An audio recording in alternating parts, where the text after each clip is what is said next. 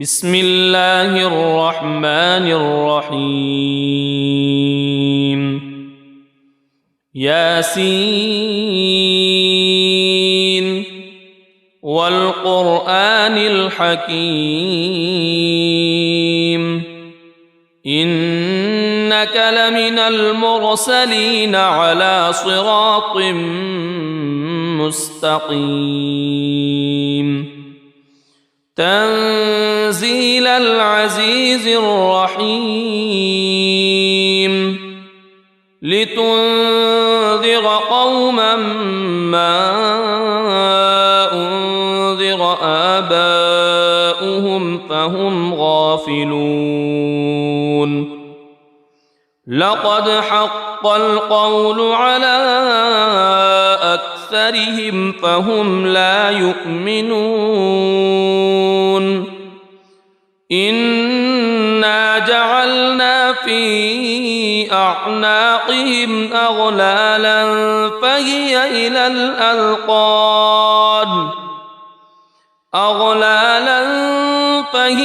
إلى الأذقان فهم مقمحون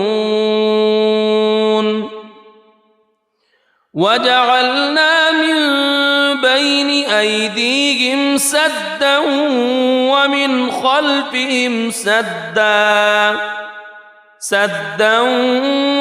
خلفهم سدا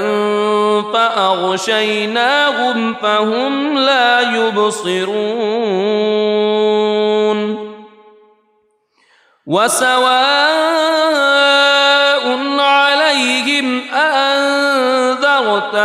أم لم تنذرهم لا يؤمنون إنما تنذر من اتبع الذكر وخشي الرحمن بالغيب فبشره بمغفرة وأجر كريم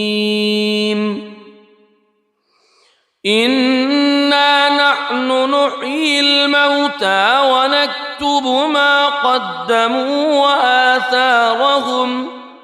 وكل شيء أحصيناه في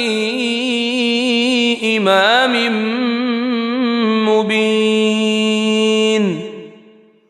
واضرب لهم مثلا أصحاب القرية إذ جاءها المرسلون إذ أرسلنا إليهم اثنين فكذبوهما فعززنا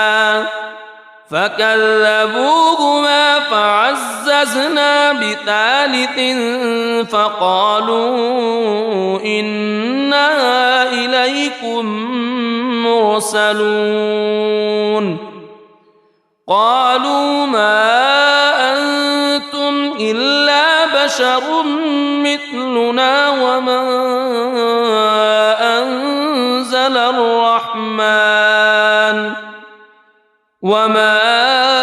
أنزل الرحمن من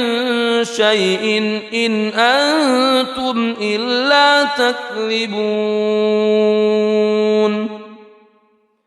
قالوا ربنا يعلم إنا إليكم لمرسلون وما علينا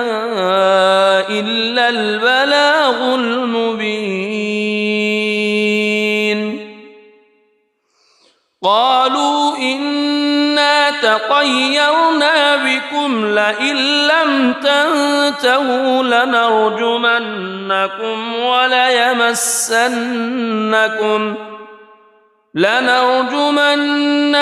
وليمسنكم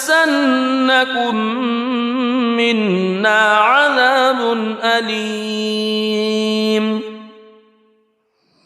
قالوا طائركم معكم أئن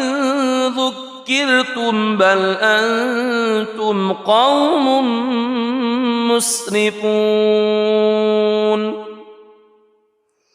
وجاء من أقصى المدينة رجل يسعى قال يا قوم اتبعوا المرسلين اتبعوا من لا يسألكم أجرا وهم مهتدون وما لي لا أعبد الذي فطرني وإليه ترجعون أأتخذ من دونه آلهة إن يردني الرحمن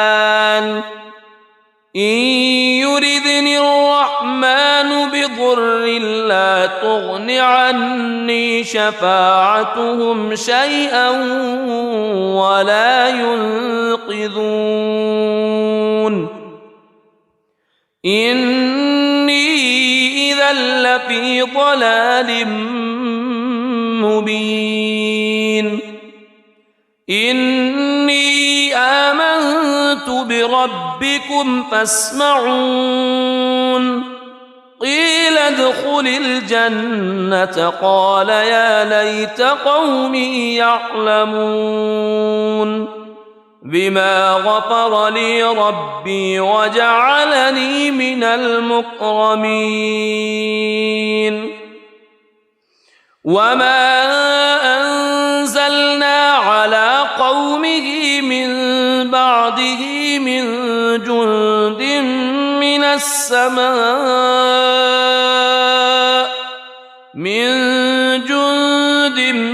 من السماء وما كنا منزلين إن كانت إلا صيحة واحدة فإذا هم خامدون يا حسرة على العباد ما يأتيهم من رسول إلا كانوا به يستهزئون ألم يروا كم أهلكنا قبلهم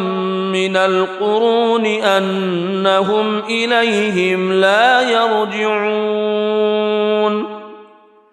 وإن كل لما جميع لدينا محضرون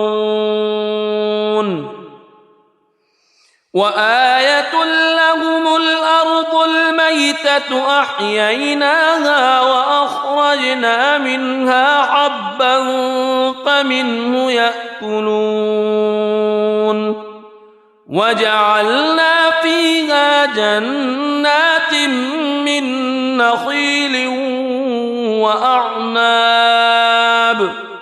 من نخيل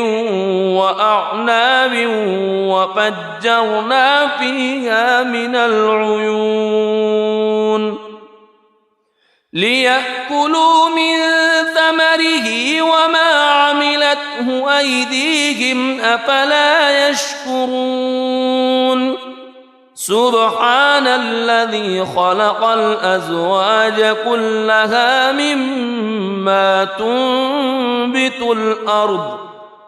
مما تنبت الأرض ومن أنفسهم ومما لا يعلمون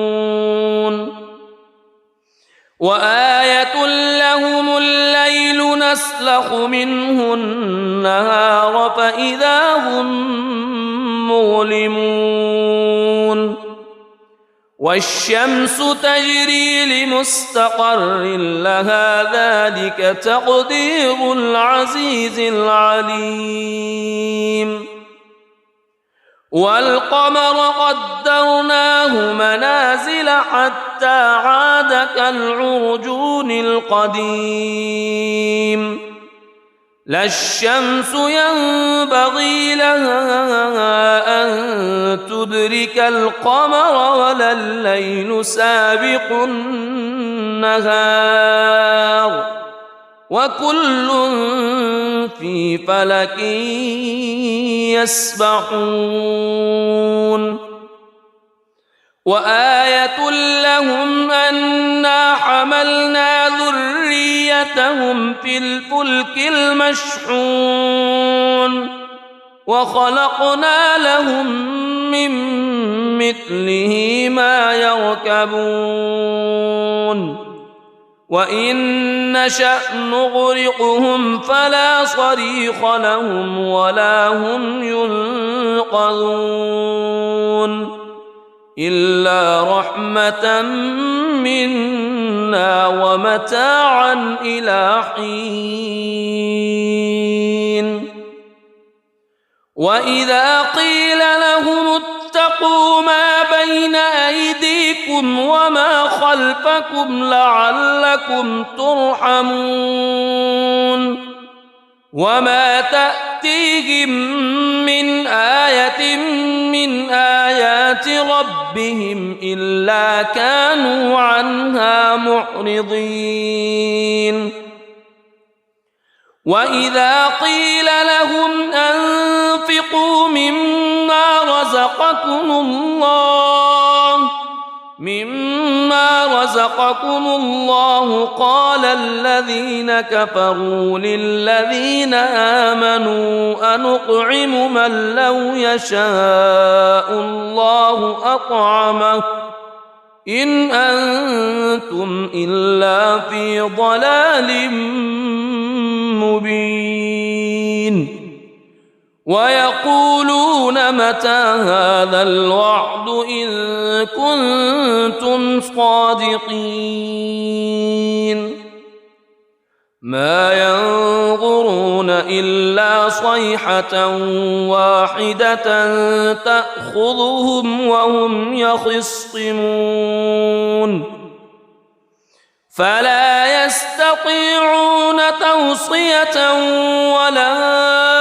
إلى أهلهم يرجعون ونفخ في الصور فإذا هم من الأجداث إلى ربهم ينسلون قالوا يا ويلنا من بعثنا من مرقدنا هذا ما وعد الرحمن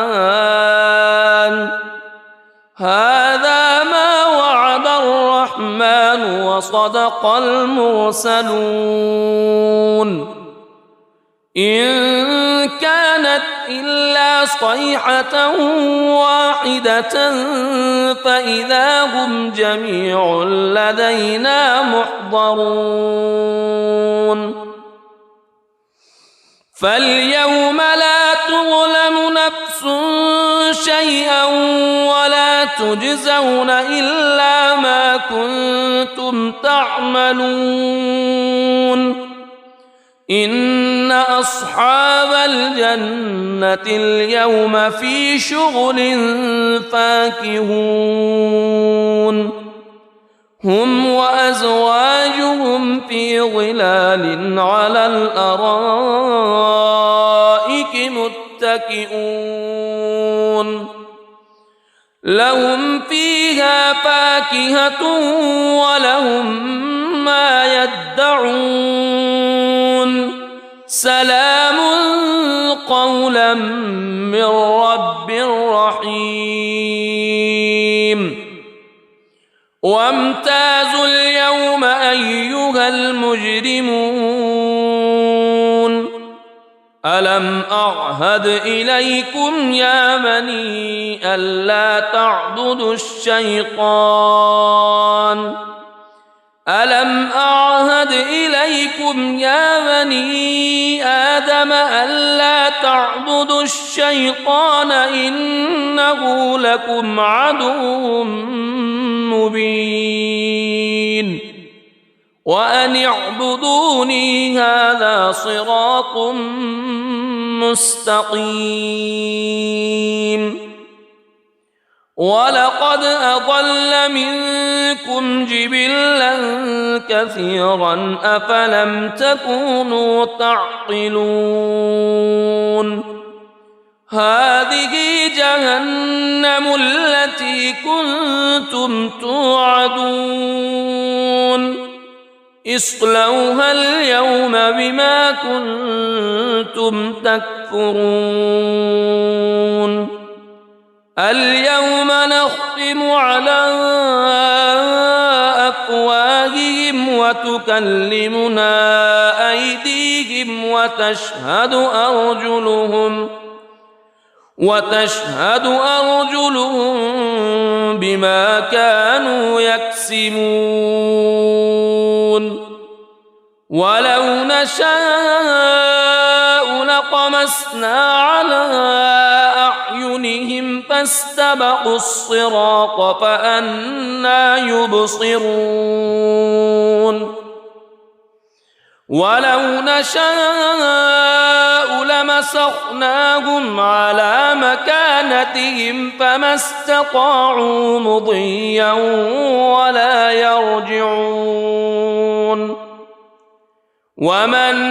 نعمره ننكسه في الخلق أفلا يعقلون وما علمناه الشعر وما ينبغي له إن هو إلا ذكر وقرآن مبين لينذر من كان حيا ويحق القول على الكافرين أولم يروا أنا خلقنا لهم مما عملت أيدينا أنعاما فهم لها مالكون وذللناها لهم فمنها ركوبهم ومنها يأكلون ولهم فيها منافع ومشارب أفلا يشكرون واتخذوا من دون الله آلهة لعلهم ينصرون لا يستطيعون نصرهم وهم لهم جند محضرون فلا يحزنك قولهم إنا نعلم ما يسرون وما يعلنون أولم ير الإنسان أنا خلقناه من نطفة فإذا هو خصيم مبين وضرب لنا مثلا ونسي خلقه قال من يحيي العظام وهي رميم قل يحييها الذي أنشأها أول مرة وهو بكل خلق عليم الذي جعل لكم من الشجر الأخضر نارا فإذا أنتم منه توقدون أوليس الذي خلق السماوات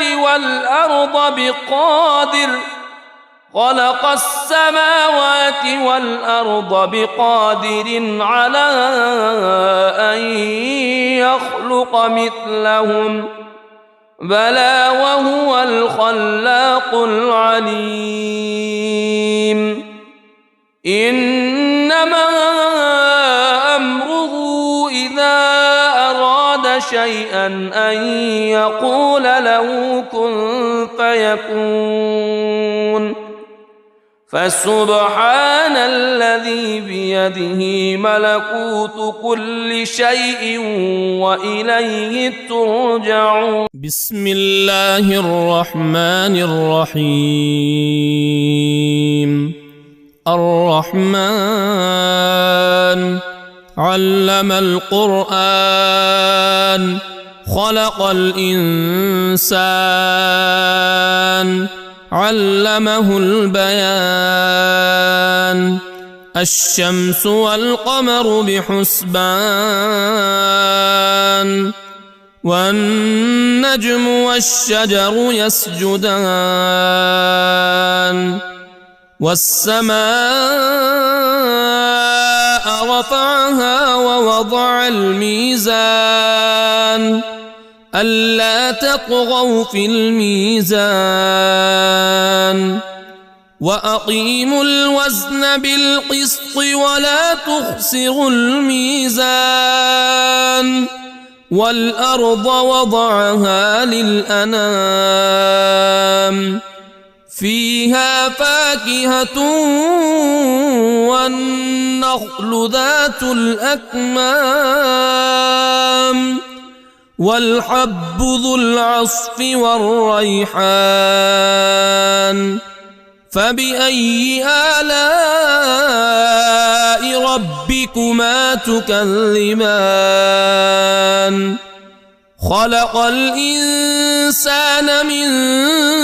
صلصال كالفخار وخلق الجان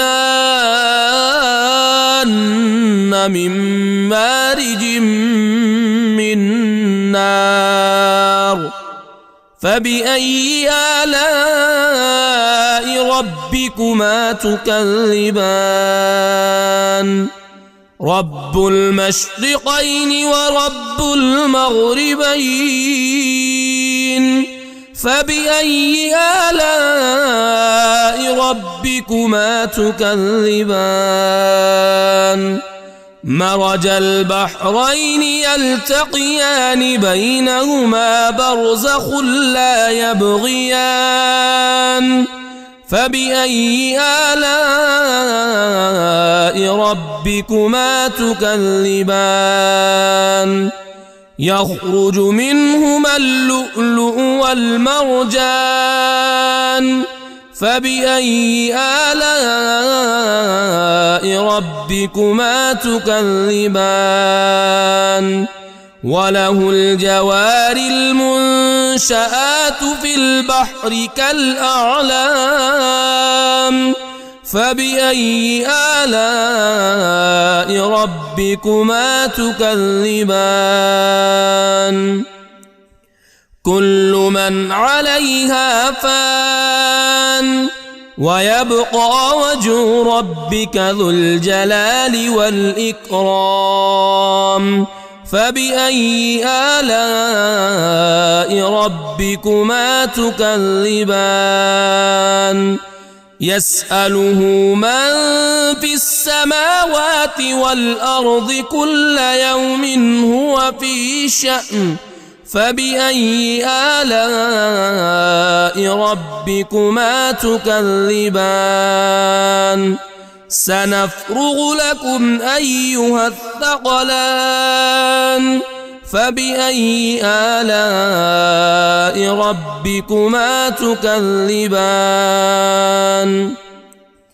يا معشر الجن والإنس إن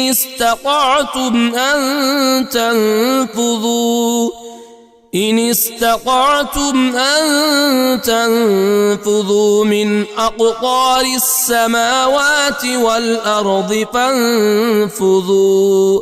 لا تنفذون إلا بسلطان فبأي آلاء ربكما تكذبان يرسل عليكما شواظ من نار ونحاس فلا تنتصران فبأي آلاء ربكما تكذبان فإذا انشقت السماء فكانت وردة كالدهان فبأي آلاء ربكما تكذبان فيومئذ لا يسأل عن ذنبه إنس ولا جان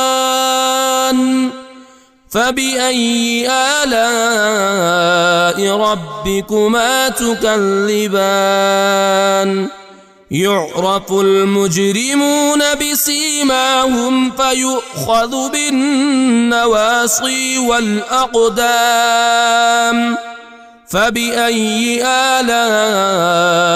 ربكما تكذبان هذه جهنم التي يكذب بها المجرمون يطوفون بينها وبين حميم آن فبأي آلاء ربكما تكذبان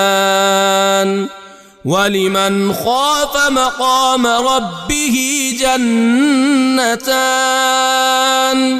فبأي آلاء ربكما تكذبان ذواتا أفنان فبأي آلاء ربكما تكذبان فيهما عينان تجريان فبأي آلاء ربكما تكذبان فيهما من كل فاكهة زوجان فبأي آلاء ربكما تكذبان متكئين على فرش بطائنها من استبرق وجنى الجنتين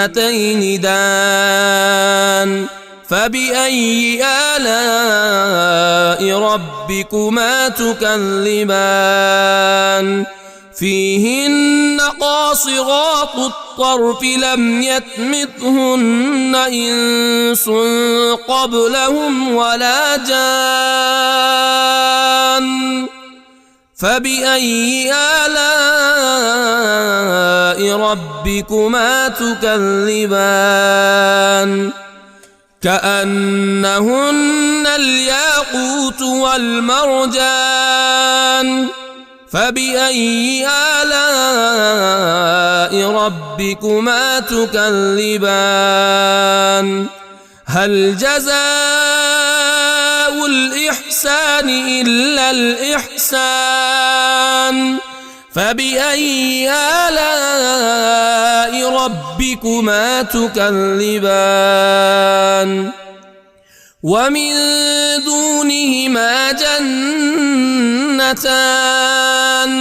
فبأي آلاء ربكما تكذبان مدهامتان فبأي آلاء ربكما تكذبان فيهما عينان نضاختان فبأي آلاء ربكما تكذبان فيهما فاكهة ونخل ورمان فبأي آلاء ربكما تكذبان فيهن خيرات حسان فبأي آلاء ربكما تكذبان حور مقصورات في الخيام فبأي آلاء ربكما تكذبان لم يطمثهن إنس قبلهم ولا جان فبأي آلاء ربكما تكذبان متكئين على رفرف خضر وعبقري حسان فبأي آلاء ربكما تكذبان تبارك اسم ربك ذي الجلال والإكرام بسم الله الرحمن الرحيم ياسين والقرآن الحكيم إنك لمن المرسلين على صراط مستقيم تنزيل العزيز الرحيم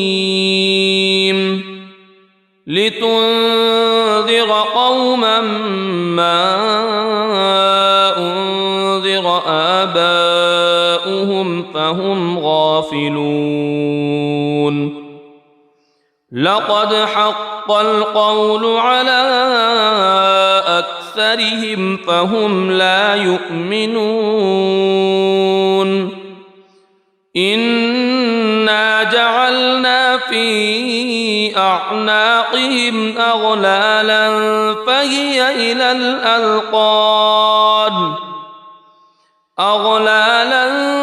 فهي إلى الأذقان فهم مقمحون وجعلنا من بين أيديهم سدا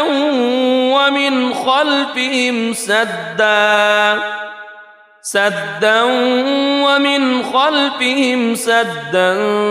فأغشيناهم فهم لا يبصرون وسواء عليهم أأنذرتهم أم لم تنذرهم لا يؤمنون إنما تنذر من اتبع الذكر وخشي الرحمن بالغيب فبشره بمغفرة وأجر كريم إنا نحن نحيي الموتى ونكتب ما قدموا وآثارهم وكل شيء أحصيناه في إمام مبين واضرب لهم مثلا أصحاب القرية إذ جاءها المرسلون إذ أرسلنا إليهم اثنين فكذبوهما فعززنا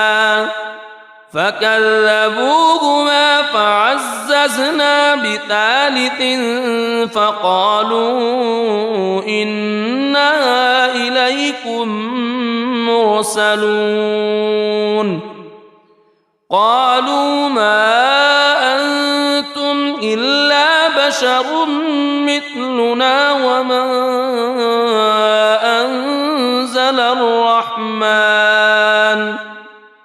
وما أنزل الرحمن من شيء إن أنتم إلا تكذبون قالوا ربنا يعلم إنا إليكم لمرسلون وما علينا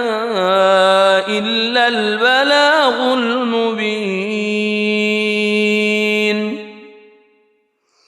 قالوا إنا تطيرنا بكم لئن لم تنتهوا لنرجمنكم وليمسنكم منا عذاب أليم قالوا طائركم معكم أئن ذكرتم بل أنتم قوم مسرفون وجاء من أقصى المدينة رجل يسعى قال يا قوم اتبعوا المرسلين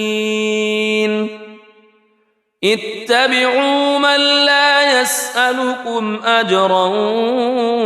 وهم مهتدون وما لي لا أعبد الذي فطرني وإليه ترجعون أأتخذ من دونه آلهة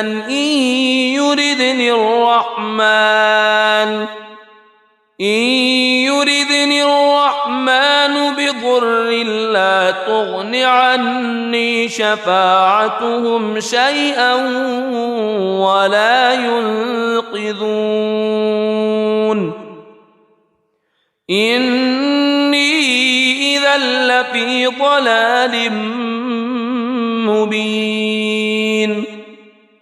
إني آمنت بربكم فاسمعون قيل ادخل الجنة قال يا ليت قومي يعلمون بما غفر لي ربي وجعلني من المكرمين وما أنزلنا على قومه من بعده من جند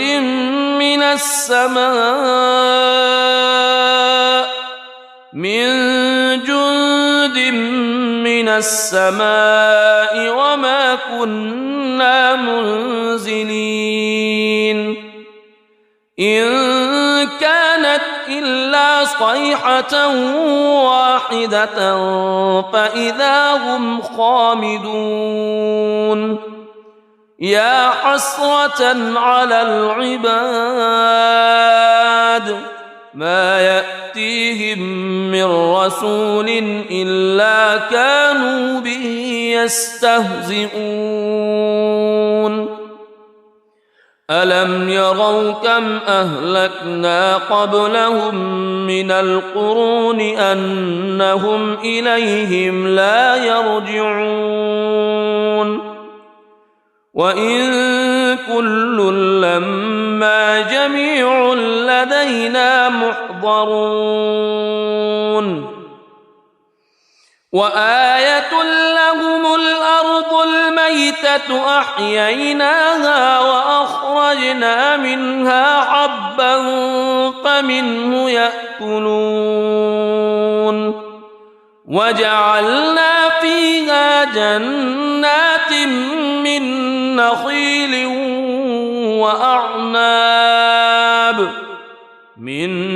نخيل وأعناب وفجرنا فيها من العيون ليأكلوا من ثمره وما عملته أيديهم أفلا يشكرون سبحان الذي خلق الأزواج كلها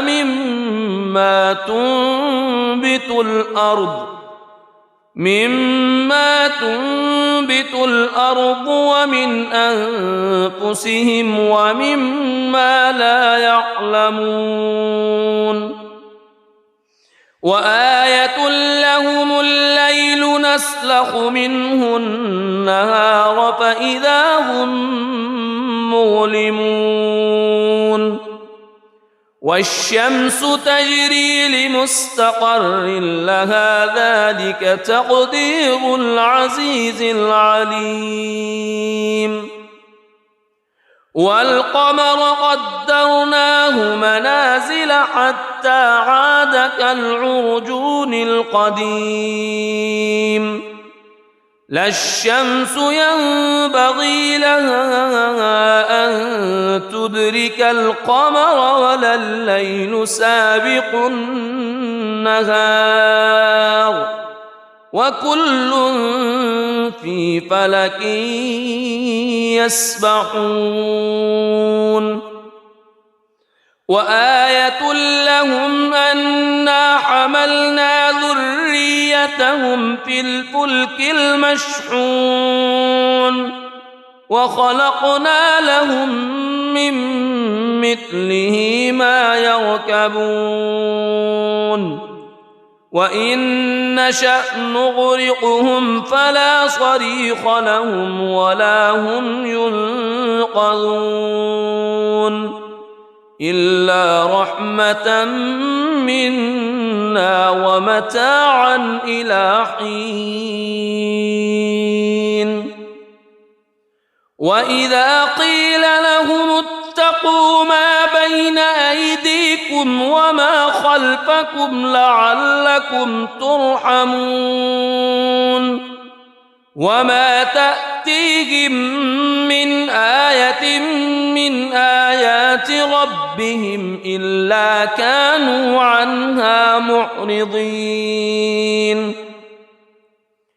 وإذا قيل لهم أنفقوا مما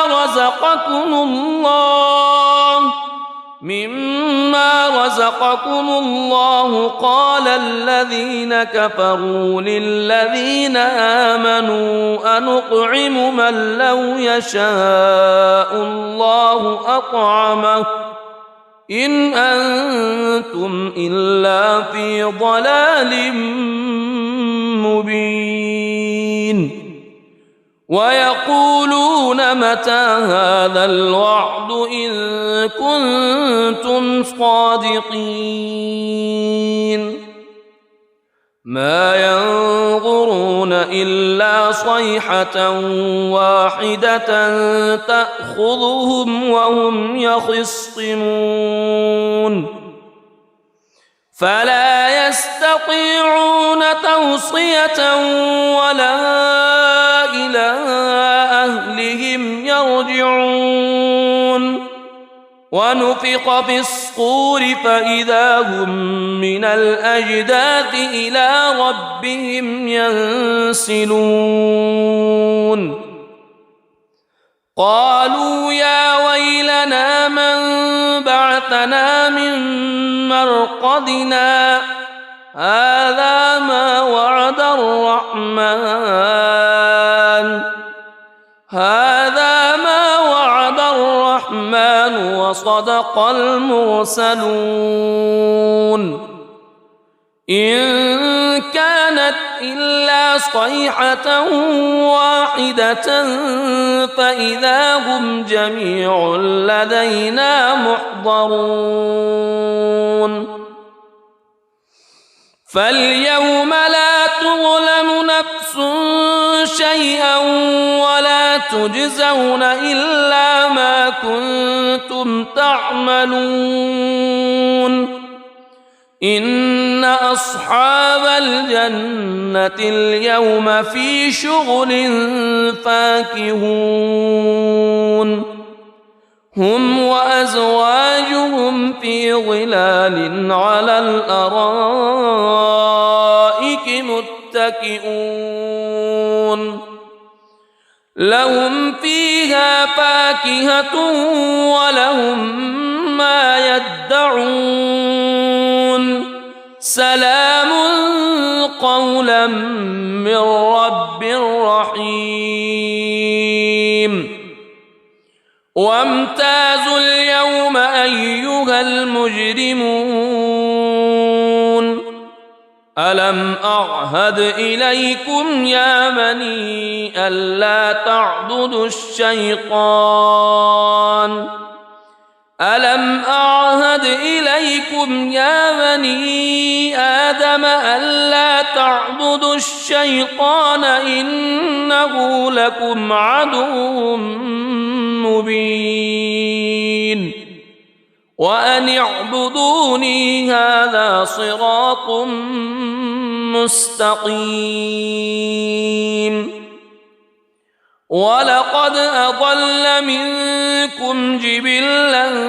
كثيرا أفلم تكونوا تعقلون هذه جهنم التي كنتم توعدون اصلوها اليوم بما كنتم تكفرون اليوم نختم على أفواههم وتكلمنا أيديهم وتشهد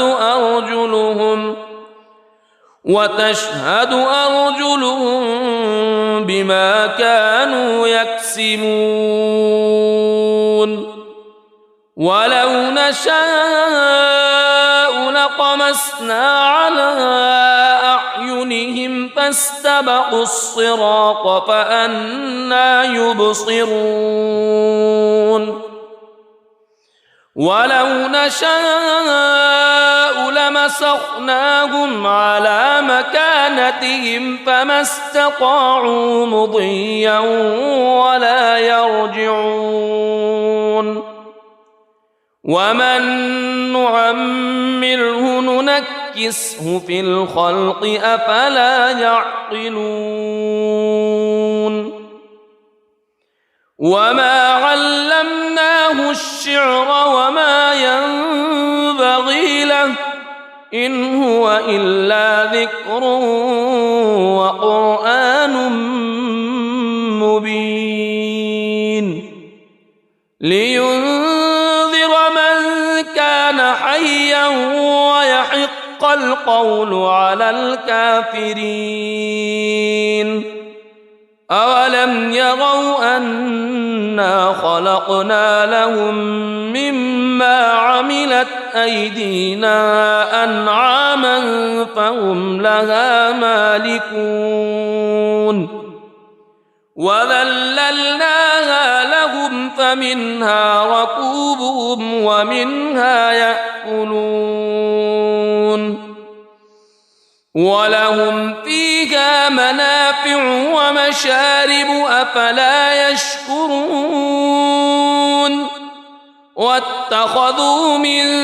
دون الله آلهة لعلهم ينصرون لا يستطيعون نصرهم وهم لهم جند محضرون فلا يحزنك قولهم إنا نعلم ما يسرون وما يعلنون أولم ير الإنسان أنا خلقناه من نطفة فإذا هو خصيم مبين وضرب لنا مثلا ونسي خلقه قال من يحيي العظام وهي رميم قل يحييها الذي أنشأها أول مرة وهو بكل خلق عليم الذي جعل لكم من الشجر الأخضر نارا فإذا أنتم منه توقدون أوليس الذي خلق السماوات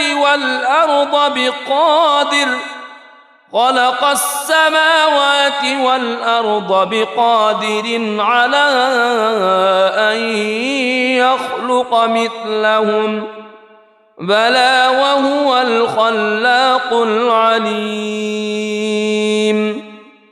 إنما أمره إذا أراد شيئا أن يقول له كن فيكون فسبحان الذي بيده ملكوت كل شيء وإليه ترجعون. بسم الله الرحمن الرحيم. الرحمن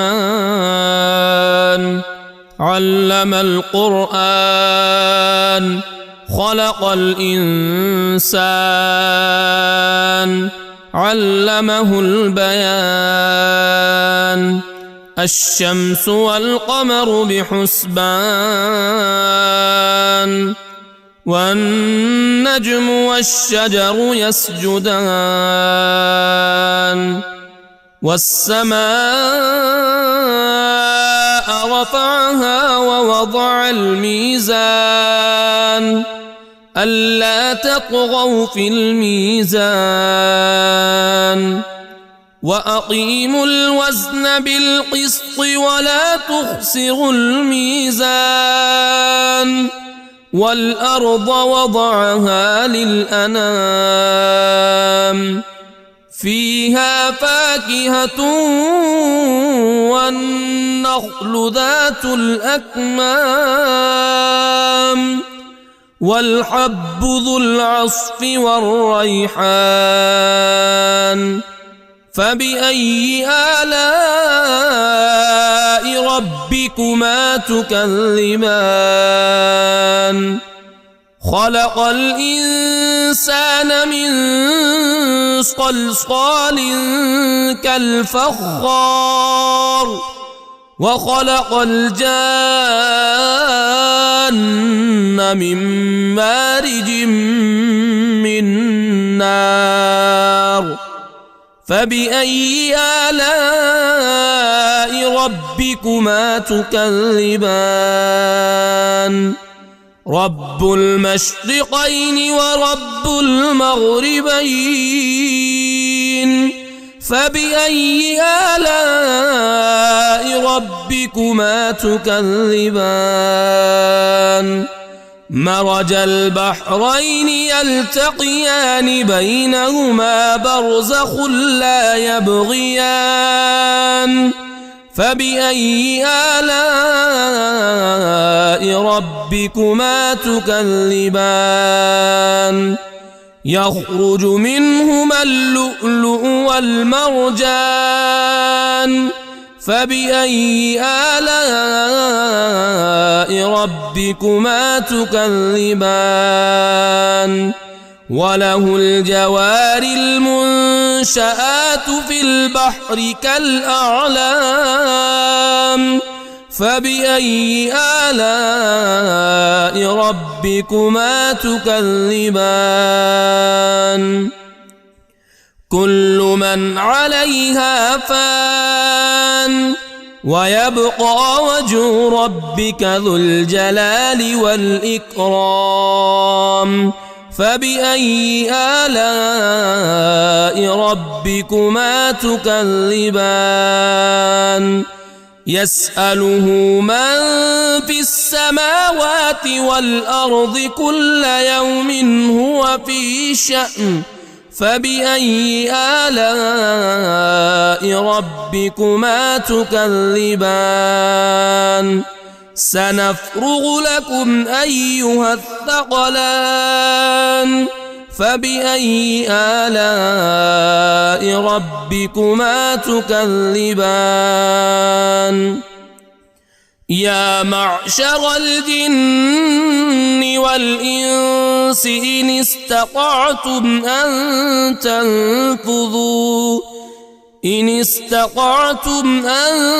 تنفذوا من أقطار السماوات والأرض فانفذوا لا تنفذون إلا بسلطان. فبأي آلاء ربكما تكذبان؟ يرسل عليكما شواظ من نار ونحاس فلا تنتصران.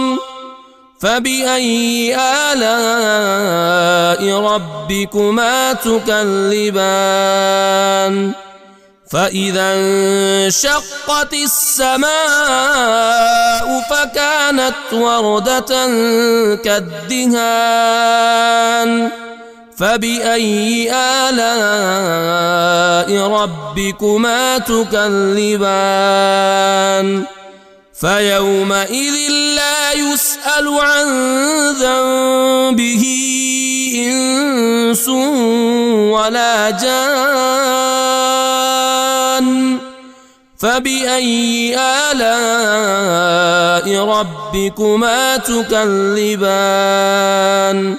يعرف المجرمون بسيماهم فيؤخذ بالنواصي والأقدام فبأي آلاء ربكما تكذبان هذه جهنم التي يكذب بها المجرمون يطوفون بينها وبين حميم آن فبأي آلاء ربكما تكذبان ولمن خاف مقام ربه جنتان فبأي آلاء ربكما تكذبان ذواتا أفنان فبأي آلاء ربكما تكذبان فيهما عينان تجريان فبأي آلاء ربكما تكذبان فيهما من كل فاكهة زوجان فبأي آلاء ربكما تكذبان متكئين على فرش بطائنها من استبرق وجنى الجنتين دان فبأي آلاء ربكما تكذبان فيهن قاصرات الطرف لم يطمثهن إنس قبلهم ولا جان فبأي آلاء ربكما تكذبان كأنهن الياقوت والمرجان فبأي آلاء ربكما تكذبان هل جزاء الإحسان إلا الإحسان فبأي آلاء ربكما تكذبان ومن دونهما جنتان فبأي آلاء ربكما تكذبان مدهامتان فبأي آلاء ربكما تكذبان فيهما عينان نضاختان فبأي آلاء ربكما تكذبان فيهما فاكهة ونخل ورمان فبأي آلاء ربكما تكذبان فيهن خيرات حسان فبأي آلاء ربكما تكذبان حور مقصورات في الخيام فبأي آلاء ربكما تكذبان لم يطمثهن إنس قبلهم ولا جان فبأي آلاء ربكما تكذبان متكئين على رفرف خضر وعبقري حسان فبأي آلاء ربكما تكذبان تبارك اسم ربك ذي الجلال والإكرام. بسم الله الرحمن الرحيم. ياسين والقرآن الحكيم إنك لمن المرسلين على صراط مستقيم تنزيل العزيز الرحيم لتنذر قوما ما أنذر آباؤهم فهم غافلون لقد حق القول على أكثرهم فهم لا يؤمنون إنا جعلنا في أعناقهم أغلالا فهي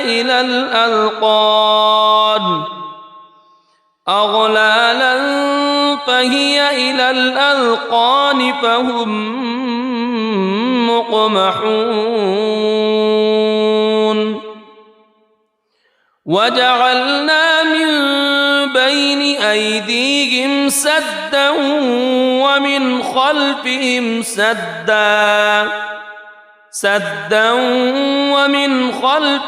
سدا فأغشيناهم فهم لا يبصرون وسواء عليهم أأنذرتهم أم لم تنذرهم لا يؤمنون إنما تنذر من اتبع الذكر وخشي الرحمن بالغيب فبشره بمغفرة وأجر كريم إنا نحن نحيي الموتى ونكتب ما قدموا وآثارهم وكل شيء أحصيناه في إمام مبين واضرب لهم مثلا أصحاب القرية إذ جاءها المرسلون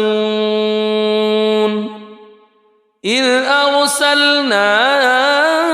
إليهم اثنين فكذبوهما فعززنا بثالث فقالوا إنا إليكم مرسلون قالوا ما أنتم إلا بشر مثلنا وما أنزل الرحمن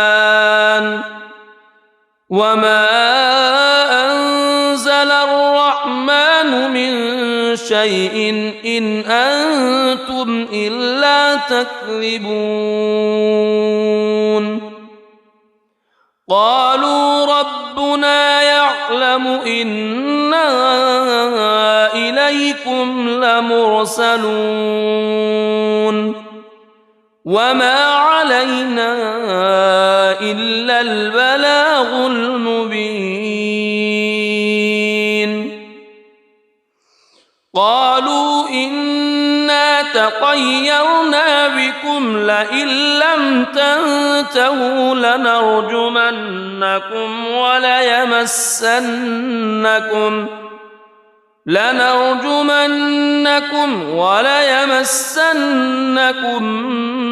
منا عذاب أليم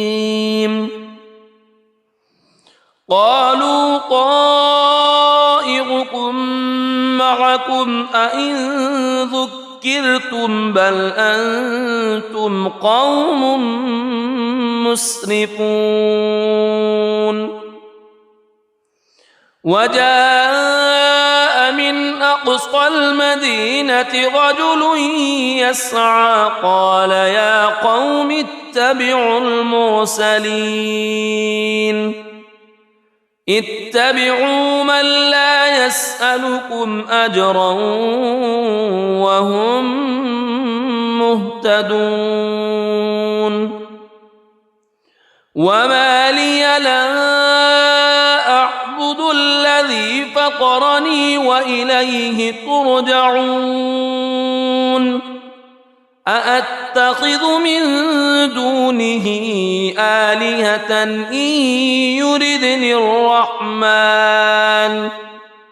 إن يردني الرحمن بضر لا تغن عني شفاعتهم شيئا ولا ينقذون إني إذا لفي ضلال مبين إني آمنت بربكم فاسمعون قيل ادخل الجنة قال يا ليت قومي يعلمون بما غفر لي ربي وجعلني من المكرمين وما أنزلنا على قومه من بعده من جند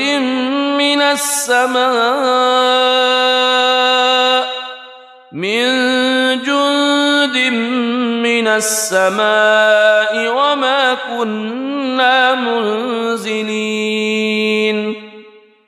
إن كانت إلا صيحة واحدة فإذا هم خامدون يا حسرة على العباد ما يأتيهم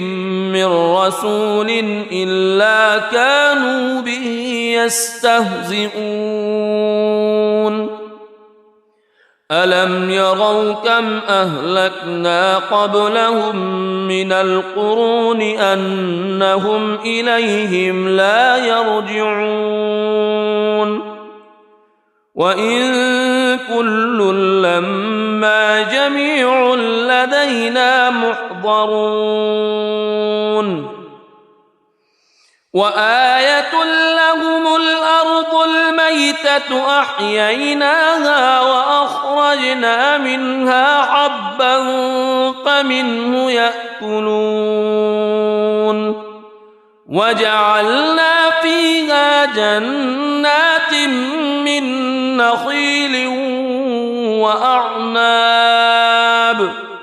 من نخيل وأعناب وفجرنا فيها من العيون ليأكلوا من ثمره وما عملته أيديهم أفلا يشكرون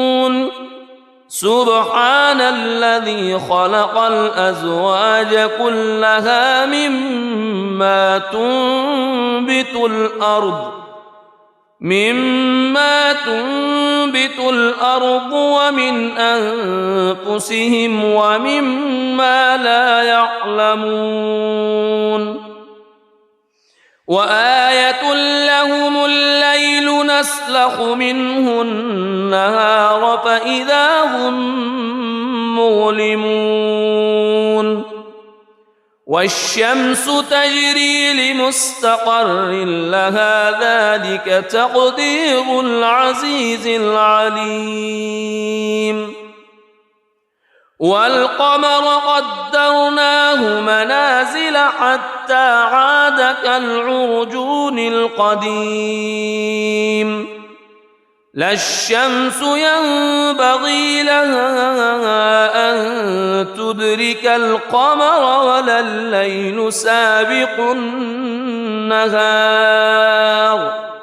وكل في فلك يسبحون وآية لهم أنا حملنا ذريتهم في الفلك المشحون وخلقنا لهم من مثله ما يركبون وإن نشأ نغرقهم فلا صريخ لهم ولا هم ينقذون إلا رحمة منا ومتاعا إلى حين وإذا قيل لهم اتقوا ما بين أيديكم وما خلفكم لعلكم ترحمون وما تأتيهم من آية من آيات ربهم إلا كانوا عنها معرضين وإذا قيل لهم أنفقوا مما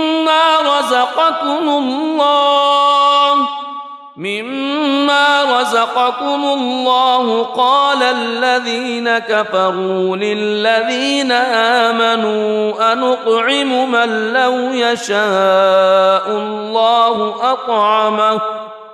إن أنتم إلا في ضلال مبين ويقولون متى هذا الوعد إن كنتم صادقين ما ينظرون إلا صيحة واحدة تأخذهم وهم يخصمون فلا يستطيعون توصية ولا إلى أهلهم يرجعون ونفخ في الصور فإذا هم من الأجداث إلى ربهم ينسلون قالوا يا ويلنا من بعثنا من مرقدنا هذا ما وعد الرحمن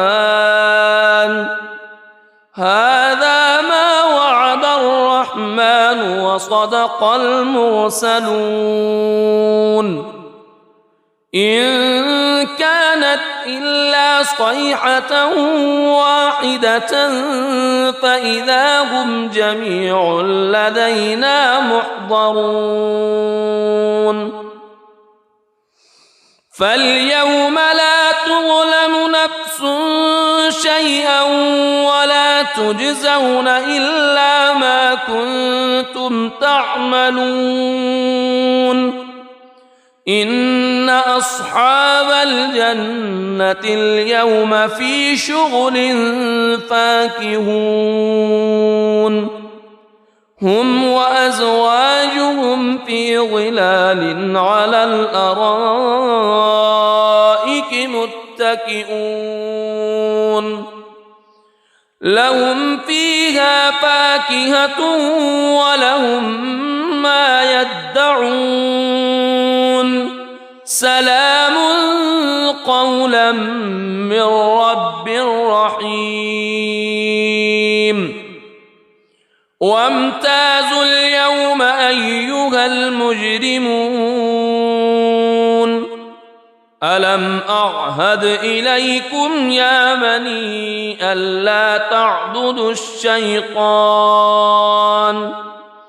ألم أعهد إليكم يا بني آدم ألا تعبدوا الشيطان إنه لكم عدو مبين وأن اعبدوني هذا صراط مستقيم ولقد أضل منكم جبلا كثيرا أفلم تكونوا تعقلون هذه جهنم التي كنتم توعدون اصلوها اليوم بما كنتم تكفرون اليوم نختم على أفواههم وتكلمنا أيديهم وتشهد أرجلهم بما كانوا يكسبون ولو نشاء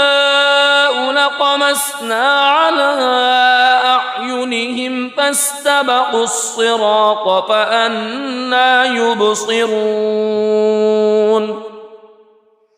ولو نشاء لمسخناهم على مكانتهم فما استطاعوا مضيا ولا يرجعون ومن نعمره ننكسه في الخلق أفلا يعقلون وما علمناه الشعر وما ينبغي له إن هو إلا ذكر وقرآن مبين لينذر من كان حيا ويحق القول على الكافرين أولم يروا أنا خلقنا لهم مما عملت أيدينا أنعاما فهم لها مالكون وذللناها لهم فمنها ركوبهم ومنها يأكلون ولهم فيها منافع ومشارب أفلا يشكرون واتخذوا من دون الله آلهة لعلهم ينصرون لا يستطيعون نصرهم وهم لهم جند محضرون فلا يحزنك قولهم إنا نعلم ما يسرون وما يعلنون أولم ير الإنسان أنا خلقناه من نطفة فإذا هو خصيم مبين وضرب لنا مثلا ونسي خلقه قال من يحيي العظام وهي رميم قل يحييها الذي أنشأها أول مرة وهو بكل خلق عليم الذي جعل لكم من الشجر الأخضر نارا فإذا أنتم منه توقدون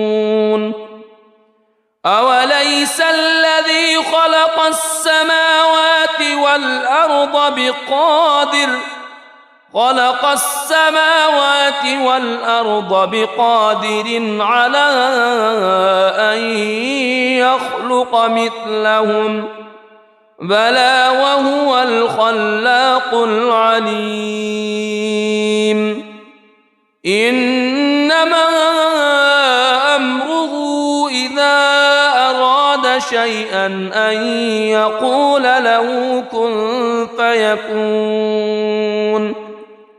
فسبحان الذي بيده ملكوت كل شيء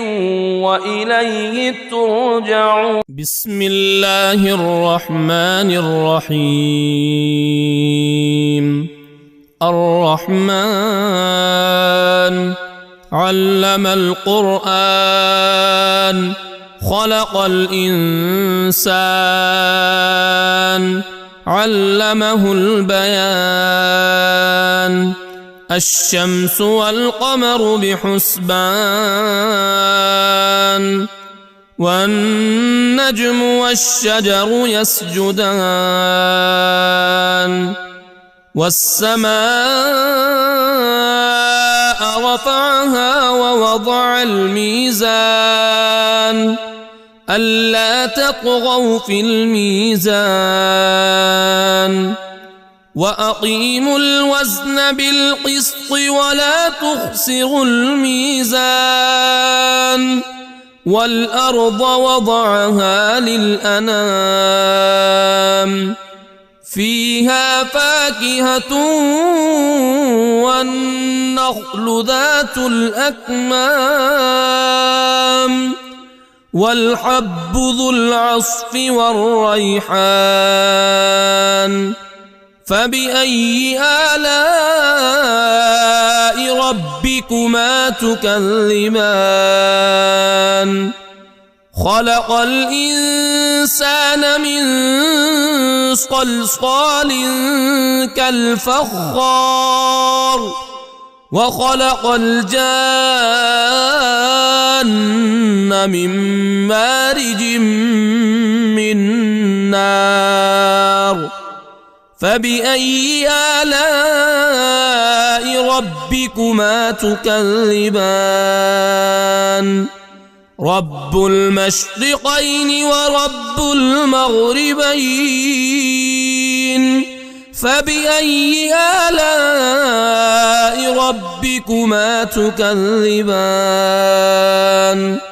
مرج البحرين يلتقيان بينهما برزخ لا يبغيان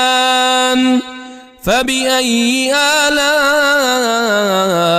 ربكما تكذبان يخرج منهما اللؤلؤ والمرجان فبأي آلاء ربكما تكذبان وله الجوار المنشآت في البحر كالأعلام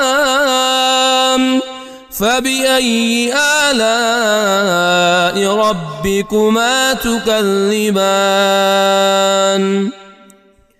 كل من عليها فان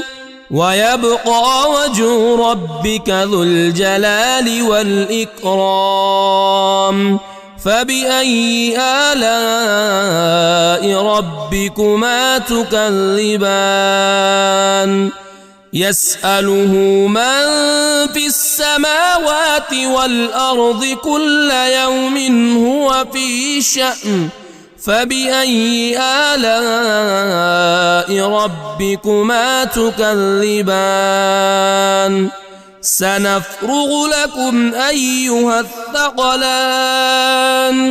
فبأي آلاء ربكما تكذبان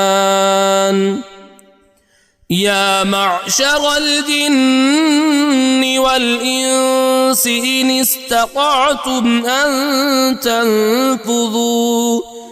إن استطعتم أن تنفذوا من أقطار السماوات والأرض فانفذوا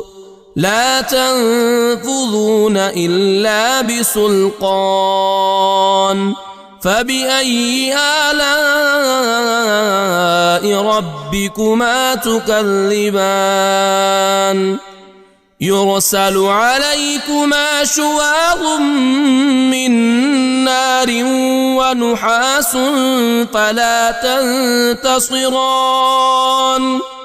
فبأي آلاء ربكما تكذبان فإذا انشقت السماء فكانت وردة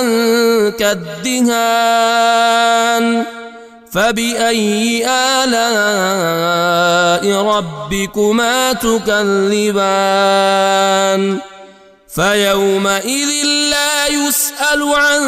ذنبه إنس ولا جان فبأي آلاء ربكما تكذبان يعرف المجرمون بسيماهم فيؤخذ بالنواصي والأقدام فبأي آلاء ربكما تكذبان هذه جهنم التي يكذب بها المجرمون يطوفون بينها وبين حميم آن فبأي آلاء ربكما تكذبان ولمن خاف مقام ربه جنتان فبأي آلاء ربكما تكذبان ذواتا أفنان فبأي آلاء ربكما تكذبان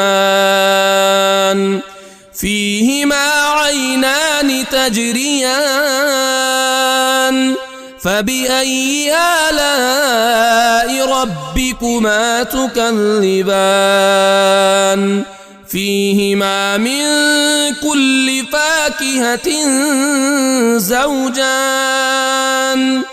فبأي آلاء ربكما تكذبان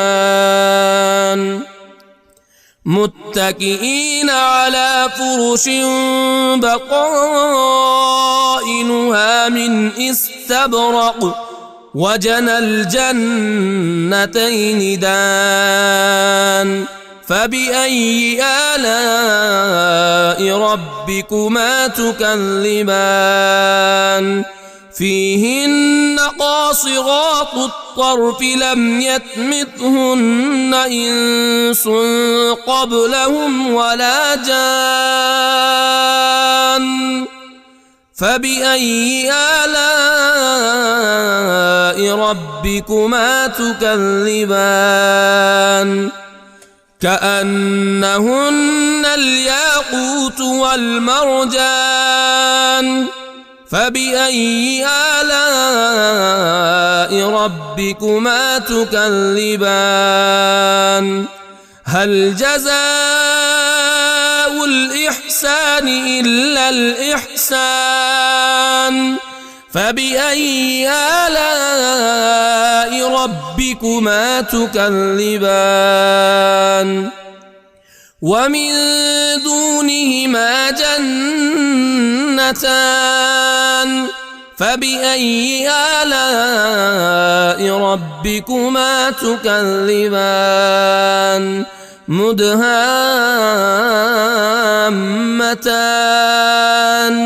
فبأي آلاء ربكما تكذبان فيهما عينان نضاختان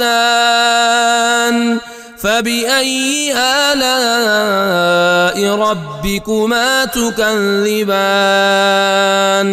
فيهما فاكهة ونخل ورمان ورمان فبأي آلاء ربكما تكذبان فيهن خيرات حسان فبأي آلاء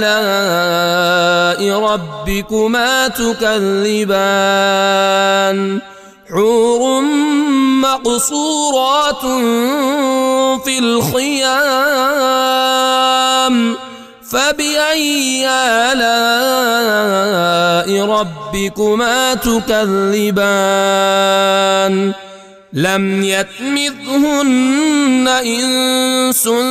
قبلهم ولا جان فبأي آلاء ربكما تكذبان